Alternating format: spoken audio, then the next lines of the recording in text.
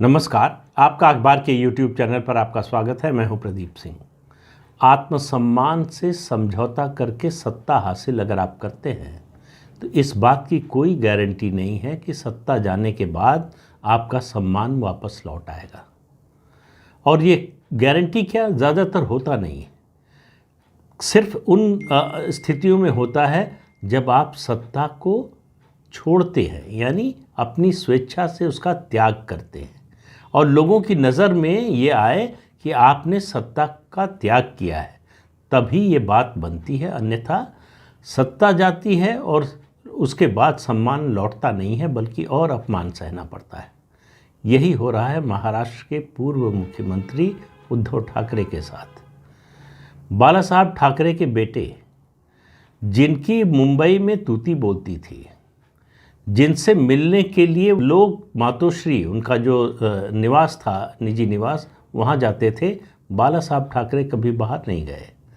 तो चूंकि उनके बेटे थे, उनकी राजनीतिक विरासत मिली थी, तो उद्धव ठाकरे भी उसी नक्शे कदम पर चलते थे। जब तक भारतीय जनता पार्टी से उनका अलायंस था, भाजपा के बड़े बड़े राष्ट्रीय नेता अगर उद्धव ठाकरे से मिलना हो तो उनके घर मातोश्री आते थे। अभी तक इसमें अपवाद सिर्फ प्रधानमंत्री नरेंद्र मोदी हैं। जब मैं कह रहा हूँ तो प्रधानमंत्री नरेंद्र मोदी की बात कर रहा हूँ, मुख्यमंत्री या उससे पहले नरेंद्र मोदी पार्टी संगठन में जिस पद पर थे उस समय की बात नहीं कर रहा हूँ। अमित शाह को भी बातचीत करने के लिए पार्टी का राष्ट्रीय अध्यक्ष रहते हुए आना पड़ा मातोश्री। ये शर्त थी उस समय और उस शर्त का अमित शाह को पालन करना पड़ा। अब आप देखिए उसके बाद क्या हुआ। उसके बाद का किस्सा आपको मालूम है कि किस तरह से 2019 के चुनाव में बहुमत मिला अघाड़ी को, यानी भाजपा शिवसेना के गठबंधन को, और नतीजा आते ही सुर बदल गए उद्धव ठाकरे के। उन्होंने भाजपा शिवसेना का अलायंस तोड़ दिया और एनसीपी और कांग्रेस का दामन थाम लिया। उसके बाद का किस्सा आपको सब पता है कि क्या हुआ। आज जिस घटना का मैं जिक्र कर रहा हूँ, ये बात ज़्यादा पुरानी नहीं, सिर्फ 25 जनवरी की है, जो बाला साहब ठाकरे का जन्मदिन है, जन्म जयंती थी। उस दिन बाला साहब ठाकरे की जो मूर्ति है मुंबई में, उस पर माल्यार्पण करने पहले कौन पहुंचा? एकनाथ शिंदे और उनके साथी। उद्धव ठाकरे उसके बाद आए। तो ऐसा क्या हो गया था? क्यों उद्धव ठाकरे को देर हो गई? आप सुनेंगे तो थोड़ा और आश्चर्य होगा। अगर आप मुंबई की राजनीति, ठाकरे परिवार की राजनीति को नहीं जानते हैं तो शायद इस बात के महत्व को उस तरह से उसका एहसास न कर पाएँ। लेकिन जिन्होंने महाराष्ट्र की राजनीति, खासतौर से मुंबई में ठाकरे परिवार का जलवा देखा है, उनके लिए ये बहुत बड़ी खबर है। और बड़ी खबर ये है कि प्रकाश आंबेडकर, जिनकी बहुजन विकास आघाड़ी है, पार्टी का नाम है उनकी, और वो अम्बेडकरवादी हैं, डॉक्टर भीमराव अंबेडकर के ग्रैंडसन हैं। उनकी पार्टी का असर महाराष्ट्र में अकोला और आसपास के 1-2 जिलों तक सीमित है, उसके अलावा उसके बाहर कहीं नहीं है। थोड़ा बहुत असर उसका मुंबई में भी है। तो प्रकाश अंबेडकर की पार्टी और उद्धव ठाकरे की शिवसेना का जो गुट है, उसका समझौता हुआ चुनाव के लिए, अभी मुंबई महानगर पालिका के चुनाव के लिए। तो ये कोई बड़ी बात नहीं है कि ये गठबंधन हुआ है। हालांकि ये भी महाराष्ट्र की राजनीति के हिसाब से कि कोई अंबेडकरवादी पार्टी वो राइट विंग के साथ आए, दक्षिण पंथ के साथ आए, ये कम होता है। रामदास अठावले उसका एक और उदाहरण है, जो भारतीय जनता पार्टी और शिवसेना का जो शिंदे गुट है उसके साथ है। तो प्रकाश अंबेडकर का आना कई मायनों में एक नई बात है, इसलिए कि प्रकाश अंबेडकर से अलायंस के पक्ष में एनसीपी और कांग्रेस बिल्कुल नहीं है। उसकी वजह यह है कि पिछले चुनाव में, यानी 2019 के चुनाव में, प्रकाश अंबेडकर और असदुद्दीन ओवैसी का जो अलायंस था, उसने कांग्रेस और एनसीपी को बहुत नुकसान पहुंचाया। और प्रकाश अंबेडकर का जो भी जनाधार है वो एनसीपी और कांग्रेस से मेल खाता है, मतलब एक जैसा है, उन्हीं के जनाधार में सेंध लगाते हैं। लेकिन ये सब भी कारण नहीं है। कारण ये है उद्धव ठाकरे मातोश्री से निकलकर तीसरी जगह, सेना भवन भी नहीं, उसके बाहर तीसरी जगह गए इस अलायंस की घोषणा की प्रेस कॉन्फ्रेंस के लिए। ये महाराष्ट्र और ख़ास तौर से ठाकरे परिवार की राजनीति के लिए अनहोनी बात थी। तो ये जो कसबल ढीले हुए हैं, ये जो हवा के घोड़े से उद्धव ठाकरे उतरे हैं, और कितना नीचे जाना पड़ेगा पता नहीं है। क्योंकि मुंबई नगर महापालिका का चुनाव उनके लिए जीवन मरण का प्रश्न है राजनीतिक दृष्टि से। मुंबई महानगर पालिका का चुनाव यानी बीएमसी का चुनाव हार जाती है शिवसेना उद्धव ठाकरे वाली, तो उसका राजनीतिक भविष्य अंधेरे में चला जाएगा। फिर राज्य की राजनीति में उसका असर जो है, वो देखने का जो सपना देख रहे हैं उद्धव ठाकरे और उनके बेटे आदित्य ठाकरे, वो दिखाई नहीं देगा। और एनसीपी और कांग्रेस भी इस पर नज़र बनाए हुए हैं। कांग्रेस पहले ही कह चुकी है, मुंबई कांग्रेस के अध्यक्ष जो भाई जगताप हैं, उन्होंने तो खुलेआम कहा है वो बीएमसी के चुनाव में उद्धव ठाकरे गुट के साथ कोई भी अलायंस करने के पक्ष में नहीं है, कांग्रेस को अलग लड़ना चाहिए। और मुंबई शहर में एनसीपी का कोई खास प्रभाव नहीं है, तो साथ हो ना हो उससे कोई फ़र्क नहीं पड़ता। तो इसलिए उद्धव ठाकरे को तलाश है साथियों की जो कुछ वोट बढ़ा सके, चाहे जितना कम हो। और उनके लिए दूसरी मुश्किल ये है कि रामदास अठावले जो बीजेपी और एकनाथ शिंदे के साथ हैं, उनका प्रभाव मुंबई में ज़्यादा है बनिस्बत प्रकाश अंबेडकर के। तो इसलिए भी उनको बड़ा फ़ायदा तो नहीं होने वाला है, लेकिन कुछ तो फ़ायदा हो सकता है, ऐसी उनको उम्मीद है। दूसरी बात, इस अलायंस का मकसद ये है कि बीजेपी से अलग होने के बाद से जिस तरह से मुस्लिम समाज में प्रशंसा हो रही है उद्धव ठाकरे की, उनको लगता है कि प्रकाश अंबेडकर के साथ आने से मुस्लिम समाज के लोग और जुड़ेंगे।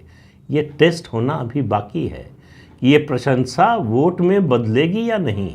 उद्धव ठाकरे पर लोग भरोसा करेंगे, मतलब लोग से मेरा मतलब है मुस्लिम मतदाताओं की, भरोसा करेंगे कि नहीं। क्या उनके मन में ये आशंका नहीं होगी कि उद्धव ठाकरे देर सवेर और स्थिति खराब होने पर बीजेपी के साथ लौटने का रास्ता तलाश सकते हैं, या उनकी राजनीति को समर्थन करके उनको क्या हासिल होने वाला है? ये प्रश्न जो है निश्चित रूप से मुस्लिम मतदाताओं के मन में उठेंगे। उनके मन में ये भी सवाल उठेगा कि उद्धव ठाकरे का साथ देना बेहतर होगा या कांग्रेस अगर अलग लड़ती है तो कांग्रेस का साथ देना। तो एक तरह से प्रकाश अंबेडकर का साथ लेकर उनके साथ गठबंधन करके उद्धव ठाकरे ने ये संकेत दिया है कि वो शरद पवार और कांग्रेस पार्टी पर निर्भर नहीं है, यानी वो महाराष्ट्र अघाड़ी से बाहर जाने को भी तैयार हैं, कम से कम मुंबई के चुनाव के मामले में, बीएमसी के चुनाव के मामले में।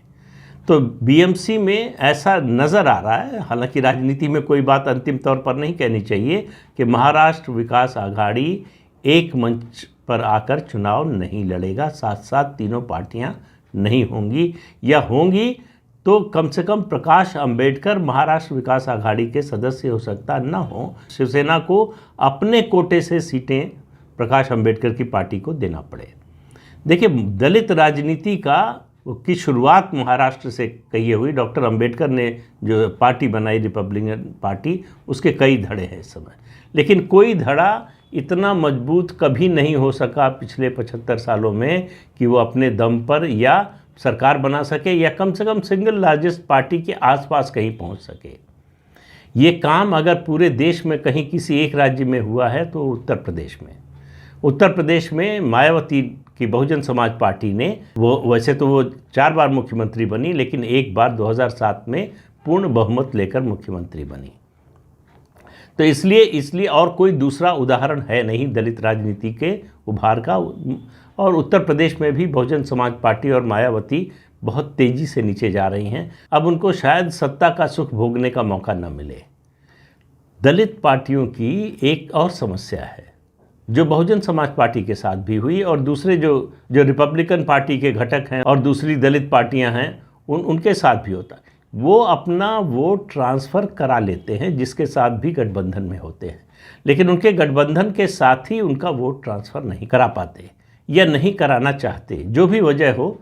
इसलिए गठबंधन से हमेशा नुकसान ही हुआ है, दलित पार्टियों को कभी फ़ायदा नहीं हुआ। इसीलिए मायावती और कांशीराम प्री पोल अलायंस के खिलाफ थे। जब उनको बढ़ना था तब उन्होंने सिर्फ एक बार 1996 में कांग्रेस पार्टी से उत्तर प्रदेश में समझौता किया था चुनाव पूर्व, और वो समझौता बड़ी पार्टी के रूप में किया था। कांग्रेस पार्टी जो 89 तक सत्ता में थी अकेले दम पर उत्तर प्रदेश में, उसने 136 सीटों पर, उस समय 425 सीटें थीं उत्तर प्रदेश की, बंटवारा नहीं हुआ था, 425 में से सिर्फ 136 सीटों पर लड़ने के लिए समझौता किया बहुजन समाज पार्टी से। उसके बाद कांग्रेस कभी उठ नहीं पाई और बहुजन समाज पार्टी जो है 2007 से 2012 का जो उसका शासन था वहाँ तक, उस समय तक जो है उसने पीछे मुड़कर नहीं देखा। उसके बाद से लगातार गिरावट जारी है। तो बहुजन समाज पार्टी हो या रिपब्लिकन पार्टी हो या प्रकाश अंबेडकर की पार्टी हो, उनकी समस्या ये है कि जो गठबंधन के साथी हैं वो अपना वोट ट्रांसफ़र नहीं करते। आप 2019 का उदाहरण उत्तर प्रदेश का देख सकते हैं, जहां सपा बसपा का गठबंधन हुआ। वैसे पहली बार हुआ ऐसा कि मायावती भी अपना वोट ट्रांसफ़र नहीं करा पाई। समाजवादी पार्टी को ज़्यादा घाटा हुआ, बहुजन समाज पार्टी को कम। बहुजन समाज पार्टी को फ़ायदा सिर्फ इतना हुआ कि मुस्लिम वोट इकट्ठा हो गया। यादवों ने बहुजन समाज पार्टी को वोट नहीं दिया और दलितों ने, खासतौर से जाटव समाज ने समाजवादी पार्टी को वोट नहीं दिया। उसका नतीजा ये हुआ 2019 के चुनाव में समाजवादी पार्टी को सिर्फ 5 सीटें मिली और बहुजन समाज पार्टी को 10 सीटें मिली। तो उद्धव ठाकरे इस समय बहुत डेस्परेट हैं, किसी तरह से अपनी राजनीतिक ज़मीन तलाशने के लिए, ज़मीन पर खड़े होने के लिए। लेकिन भारतीय जनता पार्टी अनवरत प्रयास कर रही है उनको राजनीतिक रूप से विस्थापित करने के लिए, और उनको ही नहीं, अपने दूसरे प्रतिद्वंदियों के लिए भी। ऐसे समय जब अभी गठबंधन की कोशिश में लगे हैं उद्धव ठाकरे, महाराष्ट्र विकास आघाड़ी के बारे में अभी कुछ तय नहीं है कि उसका भविष्य क्या होगा, साथ लड़ेंगे नहीं लड़ेंगे, कौन कितनी सीटों पर लड़ेगा, कैसे समझौता होगा, ये सब अभी कुछ तय नहीं हुआ है। भारतीय जनता पार्टी जलगांव में, महाराष्ट्र के जलगांव में 25 जनवरी से उसने शुरू कर दिया है बंजारा महाकुंभ। अब इस बंजारा महाकुंभ में भैया जी जोशी राष्ट्रीय स्वयंसेवक संघ की ओर से शामिल होंगे। उसके अलावा महाराष्ट्र के मुख्यमंत्री एकनाथ शिंदे शामिल होंगे और डिप्टी सीएम देवेंद्र फडणवीस शामिल होंगे। इसमें जितने बंजारा समाज के साधु संत और मठों के मठाधीश हैं, ये सब घूम रहे हैं अलग अलग प्रदेशों में। कौन से प्रदेशों में? महाराष्ट्र, गोवा, तेलंगाना, कर्नाटक, मध्य प्रदेश, इन राज्यों में घूम रहे हैं इस सम्मेलन के लिए, आमंत्रित करने के लिए बंजारा समाज के लोगों को। बंजारा समाज के लोगों पर मिशनरियों की, क्रिश्चियन मिशनरियों की नज़र है, बहुत तेज़ी से धर्म परिवर्तन करा रही। ये भी एक कारण है संघ के सक्रिय होने का। उनको भाजपा से जोड़ने, संघ से जोड़ने का प्रयास हो रहा है। और ये जो सम्मेलन हो रहा है उसकी भव्यता का अंदाज़ा इस बात से लगाइए कि 500 एकड़ के क्षेत्र में ये सम्मेलन होगा। 6 दिन चलेगा ये सम्मेलन। और भारतीय जनता पार्टी को उम्मीद है कि उसको आने वाले विधानसभा चुनाव में इन राज्यों में उसका फ़ायदा मिलेगा। तो उद्धव ठाकरे, अब महाराष्ट्र की अगर बात करें तो उद्धव ठाकरे, एनसीपी और कांग्रेस, तीनों के लिए ये बुरी खबर है। ये इस समाज के लोग जिसके साथ एक बार हो जाएंगे, बड़ी आसानी से उनका साथ जो है उससे छूटने वाला नहीं है। भारतीय जनता पार्टी जिस तरह से अपने सामाजिक आधार का और भौगोलिक आधार का क्षेत्र का विस्तार करने में लगी है, कोई पार्टी उस तरह से काम नहीं कर रही है। और उसका नतीजा, उसकी बल्कि मैं कहूँगा उसकी परीक्षा आने वाले 9 राज्यों के विधानसभा चुनाव और उसके बाद लोकसभा चुनाव में होने वाला है। तो महाराष्ट्र में उद्धव ठाकरे के लिए बुरी खबरों का सिलसिला खत्म नहीं होने वाला है। अभी तो चुनाव आयोग का फैसला आने वाला है, फिर सुप्रीम कोर्ट का फैसला आने वाला है। चुनाव आयोग में जिस तरह से केस चला है, इस बात की उम्मीद बहुत कम है कि उद्धव ठाकरे को शिवसेना मिलेगी। हो सकता है दोनों में से किसी पार्टी को ना मिले और सिंबल फ्रीज हो जाए। और अगर मिलेगा किसी को तो एकनाथ शिंदे गुट को मिलने की संभावना ज़्यादा है। तो उद्धव ठाकरे को अभी तैयार रहना होगा और राजनीतिक झटके झेलने के लिए। तो इस अंक में इतना ही। अगले अंक में फिर मिलेंगे किसी नए मुद्दे के साथ। तब तक के लिए अनुमति दीजिए। आपसे अनुरोध है, ये चैनल देखिए, शेयर कीजिए, लाइक कीजिए और सब्सक्राइब ज़रूर कीजिए। नमस्कार।